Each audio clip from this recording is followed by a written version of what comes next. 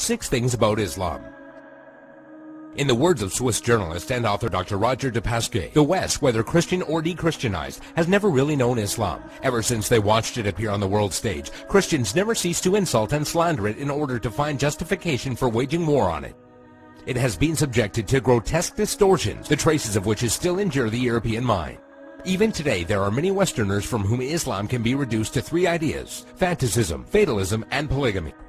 Of course, there does exist a more cultivated public whose ideas about Islam are less deformed. There are still precious few who know that the word Islam signifies nothing other than submission to God. One symptom of the ignorance is the fact that the imagination of most Europeans, Allah refers to the divinity of the Muslims, not the God of the Christians and Jews. They are all surprised to hear, when one takes the trouble to explain things to them, that Allah means God, and that even Arab Christians know him by no other name. 6.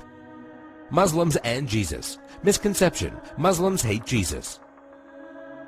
There are many similarities between the historical reference of Christianity and Islam. Many people are amazed to find out that according to Muslim belief, Jesus is one of the greatest messengers of God. One cannot be a Muslim without believing the virgin birth and the many miracles of Jesus Christ. Jesus is also mentioned in many verses of the Quran and is often used as an example of good virtue and character. However, the main difference between Christianity and Islam is that the Muslims do not believe that Jesus was God. 5. Islamic Jihad. Misconception: Jihad means to fight for the sake of God. The true Arabic meaning of the word jihad is struggle. However, in Islam, it is often used to describe the striving in the way of God. There are many forms of jihad, but most important ones are jihad al-nafs, jihad against oneself, jihad bil-lisan, jihad by being vocal, jihad bil-yad, jihad by using action, and jihad bis-sayf, jihad by using the sword. Each jihad is ranked differently, and it was reported that Muhammad returned from a battle and said, "We have returned from the lesser jihad, going into battle, to the greater jihad, the struggle of the soul." This means that a Muslim struggling against himself and his soul is more important than the jihad of going into war. Another misconception is that only when a person dies in war does that person become a martyr. This is, however, false, and it is believed that anyone doing anything for the sake of God and is killed becomes a martyr. A person who dies while performing pilgrimage in Mecca, a woman who dies while giving birth, or even someone who dies in a car crash while he was on his way to the mosque are all considered martyrs. 4. Muslim savages. Misconception: Muslims are savages and barbaric during war. Quite the contrary. When it comes to the conduct of war, there are 8 rules that every Muslim army must obey. 1. Do not commit treachery. 2. Do not deviate from the right path. 3. Do not mutilate dead bodies. 4. Do not kill children. 5. Do not kill women. 6. Do not kill aged men. 7. Do not harm or burn trees. 8. Do not destroy buildings. During the Crusades, when Saladin defeated the Franks, he honored the defeated Frankish army and supplied them with food. And during the Third Crusade, when Saladin's enemy King Richard fell sick, Saladin sent him a gift of fruits and horses.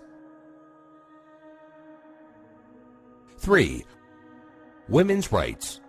Misconception: Women have no rights.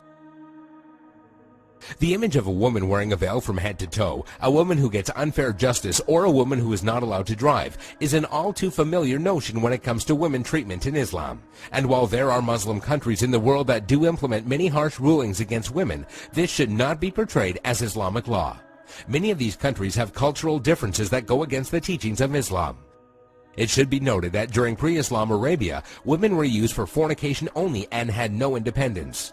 The birth of a daughter in a family was considered humiliating, and the practice of female infanticide was uncontrolled. When Islam came back to being, verses in the Quran condemned the practice of female infanticide.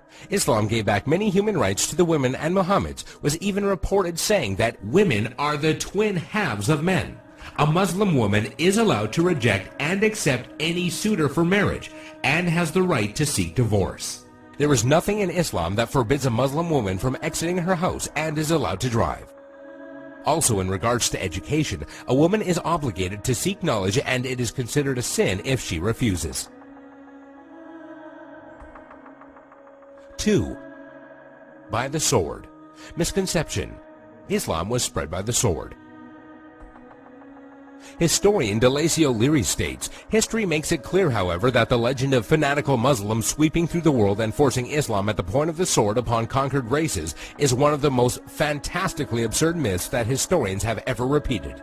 There is no record in history that shows people forced by sword point to convert to Islam. When Islam spread through countries, they would set up private churches and synagogues for the non-Muslims they were governing, and because of the good treatment they had received, they themselves would convert. If one considers the small number of Muslims who initially spread Islam to the west, all the way from Spain and Morocco into the east from India and China, one would realize that such a small group of people could not force others to be members of a religion against their will. It is also interesting to note that when the Mongols invaded and conquered large portions of the Islamic Empire, instead of destroying the religion, they adopted it.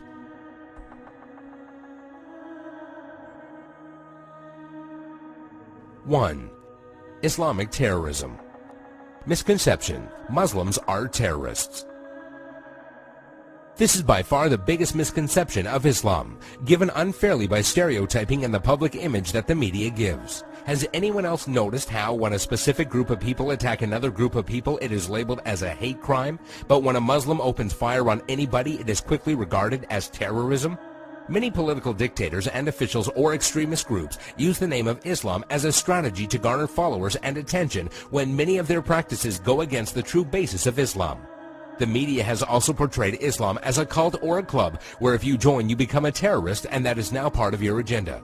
However, all over the world, people practice Islam in the true form and use it as a way of life. There are many verses in the Quran that go against the idea of terrorism. Some of these verses include, "Fight the way of Allah, those that fight you, but do not transgress limits, for God does not love transgressors." This basically means do not fight except in self-defense, and even in doing so, do not go beyond defense. Another verse states, "If they seek peace, then you seek peace," which means do not attack people for no reason or kill innocent people. There is nowhere in Islam, whether it be in the Quran or the teachings of Muhammad, that promotes the killing of innocent people.